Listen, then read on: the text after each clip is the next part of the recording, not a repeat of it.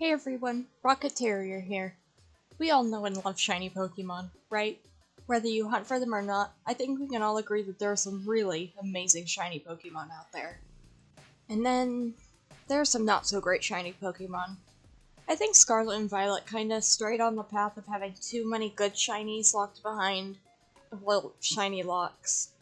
And a lot of Pokemon either barely changing or not even changing at all. That's why I'm here today, to fix some of my least favorite shiny Paldean Pokemon. Without further ado, let's get to the art. We are starting off with Squawkabilly, who is probably one of my favorite non-evolving bird Pokemon now, besides Chatot. But what can I say? I like parrot Pokemon. I wish that they had pulled a Tatsugira here by giving it different feather colors when shiny, so that was my plan. I was originally a little hesitant about drawing a bird, since I don't really think I'm very good at them. The Squawkabilly was actually surprisingly easy. One mistake I did make, however, was miscounting the number of toes. This will be fixed in the final image, but I wanted to say thanks again to the Anon who pointed that out to me when I posted it. I was planning on doing a whole bunch of different poses, one for each color, but it didn't really work out in the end. Finding better reference material for the poses I had in my head was kinda difficult. When moving on to color, after fiddling around with a single Squawkabilly to find a good base, my next thought was to make each Squawkabilly the inverse color of their non-shiny counterparts. Wasn't too pleased with the fact that one of my shiny colors ended up being blue in the end, and in the final image you can see that I changed the colors. Aside from changing the colors of the feet and beak to a more pleasing gray color scheme to fit with the belly and head plumage, I took some suggestions from friends and followers to make the shinies pop. The greenish-black shiny became more of a charcoal black, reminiscent of a crow or raven. I changed the orange back to the red of my original idea, which reminds me a lot of my favorite bird, the cardinal. The purple was more purpley, and finally, the blue, which had displeased me so much at first, was finally changed to hot pink. Because why not? From now on, I apologize for the choppy videos and skipping. My recording software apparently did not like me when I was trying to draw the next two pictures.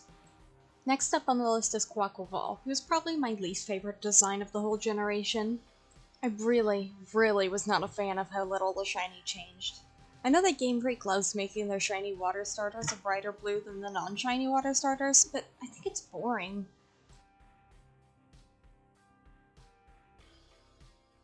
Quaquaval's proportions gave me a bit of an issue at one point, especially around the face area.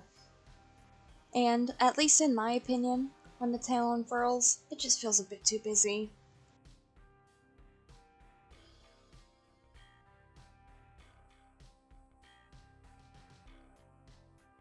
I made Quaquaval shiny purple, because who doesn't love a purple shiny Pokemon? I feel like there aren't too many shiny Pokemon who are a nice shade of purple and not that weird magenta color. To try and keep up the bright festival theme, I saturated the color of its beak and feet, as well as turning the red bits green. Here's Quaquaval's new shiny! By the way, this did not make me appreciate this bird anymore, which was barely. And for our last new shiny Pokemon, we have a trio! Tinkatink, Tinkatuff, and Tinkaton. What were they thinking when they decided to only change the weapon color? I admit it's a nice copper, but I am going to forever interpret it as the weapon being the Pokemon.